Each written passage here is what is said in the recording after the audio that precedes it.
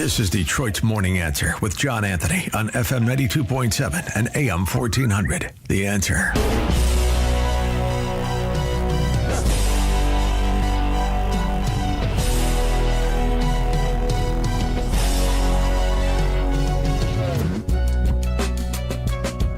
Good morning, Detroit. Detroit's Morning Answer with John Anthony. If you missed that very informative first hour, head over to theanswerdetroit.com. That's theanswerdetroit.com. Download the podcast. You can listen to the show no matter where you are. Now, a lot of people don't know this about me, but I love looking at the philosophical way of doing life, living life. I sometimes sit, don't call me crazy, but this is what I do. This is because I have so much that I do. I'll sit in a dark room and just think on some of the major topics of life. I think, or just simply about life. And it helps me because I have a million things that run through my brain. And I hate that creative aspect of that. But I'm going to tell you, few thinkers have shaped America's understanding of itself quite like Charles Murray. For decades, he's challenged orthodoxy with courage and clarity.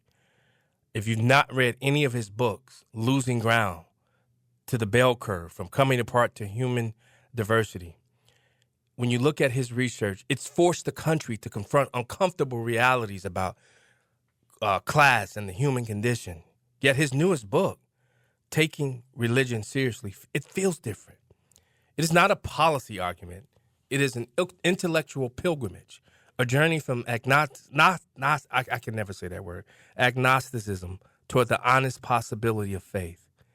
In it, Murray explores the physics of the Big Bang, the mystery of consciousness, and the moral architecture of the universe. He wrestles with the great question that science can describe but never answer. Why are we here? Today, we step inside that journey. Charles Murray, welcome back. Welcome to Detroit's Morning Answer, I should say. It's my great pleasure to be on the show. I mean, I have read a few of your books, and I'm telling you, it always jolts the mind, the way you prepare and the word usage that you always use. So when I gotta now pick up Taking Religion Seriously, but because what I've read from and what I've heard from people who have read it or who have, I guess you sent out certain things because as I was doing my research, this feels both personal and philosophical. What drew you to explore faith now?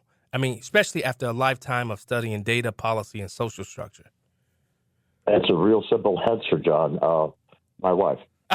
Back in 1985, we had our first baby together, and after a couple of months, she came to me and she said that she loved her baby, Anna, so much she had a hard time telling where she stopped and Anna began. And then she came up with a line that really stuck with me and actually has stuck with some other people who've heard it. She said, I love her far more than evolution requires.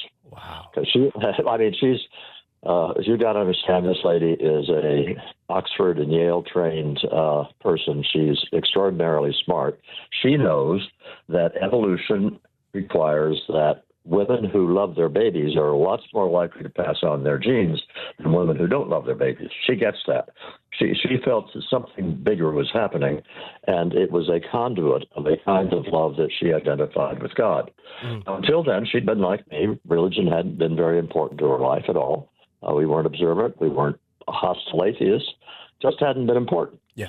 And that was 1985, and she set off to find a faith tradition in which she could be comfortable and explore these hypotheses that were taking place in her mind. And, the guy, me, says, well, good luck with that. I didn't think it had anything to do with me. And I took care of the baby while she went off to various churches. And it went on that way for about 10 years. She became a Quaker. And I finally realized that first, she was not deluding herself. She wasn't making stuff up. She was experiencing something important in her developing faith. And I began to feel left out, and I wanted to catch up. I couldn't do it the same way that she could because I think that she has a kind of sensitivity to spiritual issues that I just don't have. Yeah. If you've read my books, you know what I'm good Yes. at. I'm good at collecting data and trying to make sense of it and things like that. So I approached it from a very different way, an inferior way to hers. But I just started studying these things I had always taken for granted about the universe is meaningless, it's pitiless, etc. The Richard Dawkins view, and that the Bible is stories that have been written thousands of years ago and embroidered over the years, and who knows if they have any truth in them. And I just got into all the material that's out there, and there is a lot of material out there about these topics. And I found that I was changing my mind about all sorts of things regarding God in general and Christianity in particular. You know, one of the things before I became a Christian, I studied Buddhism, Hinduism. I studied Islam because I grew up in a Christian family, but I didn't ever believe it because they talked about being Christians, but they didn't show the love I thought that a God would show upon people. So that set me out on a journey. And I got into a car accident, and then one day I just walked out into the parking lot of that hospital, and what I found was that the Christian God was the God that I did not have to do anything except confess. And every other the religion that I studied told me that there was something that I personally had to do as it related to physically. And I mean, that's what led me to Christianity. But you start with the Big Bang and the improbable fine tuning of the universe. What did that exploration teach you about the boundaries of material explanation? It just jolted me out of my complacency. The story on that is that, and by the way, what I'm about to say is not scientifically controversial. This is accepted among physicists. That when the Big Bang created both time and space out of this singularity, this incredibly small, infinitely small, dense point, a lot of things had to go right in order for there to be stars and for there to be galaxies and planets. In other words, to have a universe like the one we live in that permits life to develop. The more likely thing that would have happened was that the universe would be black holes or that it would be pure radiation. Neither of which could you have life. It's almost as if there was a big board with a whole bunch of dials on it, and all of those dials had to be set to very precise parameters, and if they hadn't been, the whole thing wasn't going to work. Well, as I say, this is not scientifically controversial. The universe is extremely unlikely, and by extremely, I mean literally 1 in trillions. And that gives you sort of three choices. First, you can say, well, yeah, we won the lottery, one in trillions. That is a little unsatisfactory. The second thing you can do is you can go along with the people who say, oh, there are multiple universes. Well, there still have to be millions of universes in order for there to be a decent chance that one of them would permit life. And I also find millions of universes to be not very plausible, you know? Yeah. You want to talk about implausible things. So to me, the only plausible explanation was that there was some kind of intentionality about the creation of the universe, and that intentionality included that life could develop in it. And I don't pretend to understand God's thinking more than that, but I decided that kind of intentionality points very clearly to something that I might as well call God. Now, Charles, here's something that I've always battled with: consciousness. You know, in my opinion, it remains one of the great scientific mysteries. What did you find in its study that points perhaps beyond the physical? Lots of people are just as mystified by consciousness as you are, and I'm among them. Well, there are a couple of things. There's one phenomenon. I mean, one of the main points of consciousness by the materialists is it exists only and exclusively in the brain. The brain stops, consciousness stops. Well, how do you explain then these near-death experiences and thousands of these near-death experiences accounts have been collected by this time, collected by scientists who are collecting the data very systematically, verifying the claims against verifiable facts, and analyzing them, and you just can't dismiss them all anymore. They are pointing toward a lot of very compelling evidence that consciousness can exist outside the brain. Yeah. And if that's the case, the implications of that for an afterlife are enormous. Wow. A second thing that goes on, John, and I bet there are listeners who have had something similar happen in their families. It's called terminal lucidity.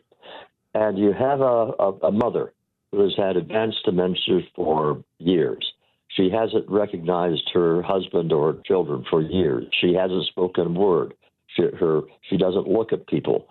She's completely gone. And we know physiologically her brain is no longer capable of doing those organized thoughts that it could before. And yet, a day or so before she dies, for maybe 10 minutes or maybe an hour, she's back. Mm. She's talking to her husband and her children, recognizing them, has memories. She has her personality characteristics. She's back. Yeah. And then she goes away again. And you have the demented woman, and she dies. Yeah. Okay, what's that all about?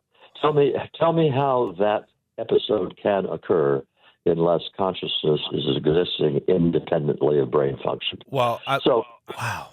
I had to confront the possibility that humans have souls. Yeah. And once you confront the possibility that humans have souls, then you've got a whole new string of things you've got to start thinking about. Before I get to the next question, I never knew who my dad was. I took ancestry DNA tests and found out that I had an aunt who lived in right outside of Cincinnati, and I think it was Ash Oak or something like that, Ohio. So I go to meet her, and she has dementia. She had dementia and Alzheimer's. And when I walked up to her, she looked at me and she called me the name of my father, Robert. Robert, what are you doing here? And then I told her who I was. I just found out I'm his son. And they said that she doesn't remember. So the very next day, I told her my name, and she goes, I go back to see her, and she says to me, "Oh my God, you're Robert's boy." And the rest of my family were completely shocked that she remembered who I was the very next day, because she never remembers. So, I mean, it's not quite what you're saying, but it's similar to what you were saying. So I definitely agree with you there. Now, my next question, because I mean, I've created so many questions because this is like my forte. I love talking about this type of stuff. You analyze the authorship of the Gospels and the textual reliability of early manuscripts. What did you learn that most surprised you? Well, I learned that a lot of what I thought I knew before was, in my opinion, wrong. There have been a group of revisionists in the last century that have pretty much destroyed or tried to destroy the credibility of the Gospels. They are not written by the disciples. They were put together by different authors at different times anonymously. They were added to, subtracted from, and who knows whether there's anything in them that we can trust. And so I went back and I started to read the ancient documents that survive that describe how the Gospels came to be written. And those documents exist. They are quite explicit, and they have the sound of verisimilitude to me. They sound true. They sound like people matter-of-factly describing what went on. And I began to gain a lot more confidence in the Gospels, first because I think they were written far sooner than people say. They say they were written around the end of the first century. I think there's a much stronger case that they were written within 20 or 30 years of Jesus' death. Yeah. And the accuracy of the words of Jesus, we're talking about an era in which the only way that teachings were transmitted was orally. Right? So disciples were supposed to memorize what the teacher said. And furthermore, people got to remember, Jesus did not give a Sermon on the Mount one time.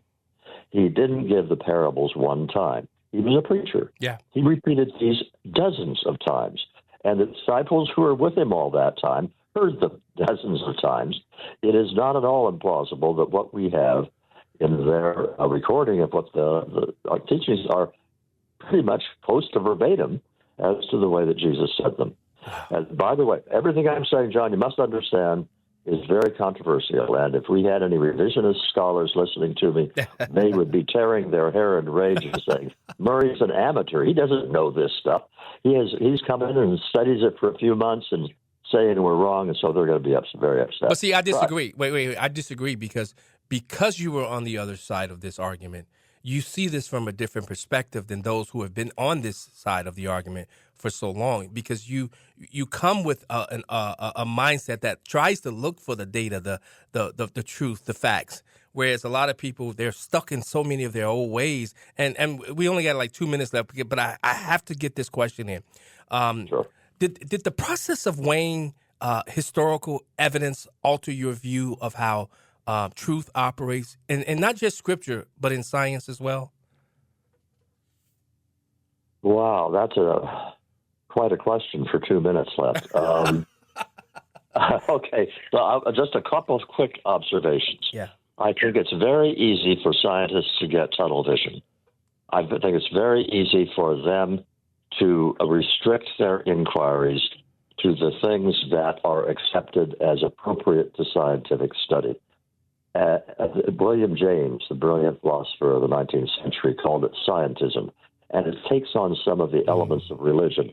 Certain kinds of topics are heretical because they don't fit neatly within the kinds of things that science knows how to study. And spiritual things, for that matter, ghosts and the hauntings of houses and teleportation and extrasensory perception, all of those things are off the table for lots of scientists because they don't fit the narrative. And I think that the next decades are going to make it obvious that scientists have to become more inclusive in taking on these deep, important questions for which we have tools to study them that we've never had before. It should be pretty exciting, actually. Wow. I do a Saturday show. I would love to have you come on my Saturday show where I have way more time to delve into the deepness of your new book, Taking Religion Seriously. Charles Murray, can I reach out to you and schedule you to come on my Saturday show? You sure can. All right. I look forward to it. All right. He's Charles Murray. Guys, he's read some of the greatest books. You have to go out and get it. That's talked about the war on poverty, human diversity. His books include In Pursuit, Human Accomplishment, Facing Reality. And Charles Murray, thanks so much for joining us today.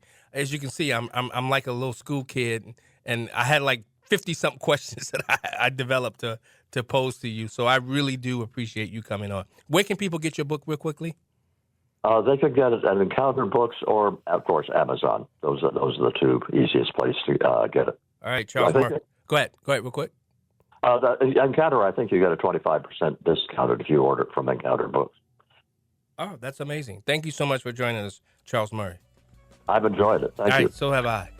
You're listening to Detroit's Morning Answer. I love to delve off into the deep. I know it may not seem like it, but guys, I am kind of smart. A little bit. Just a little bit. Just a little bit. Not that much. Just a little bit. But I love these type of conversations. Don't go anywhere. We'll be right back.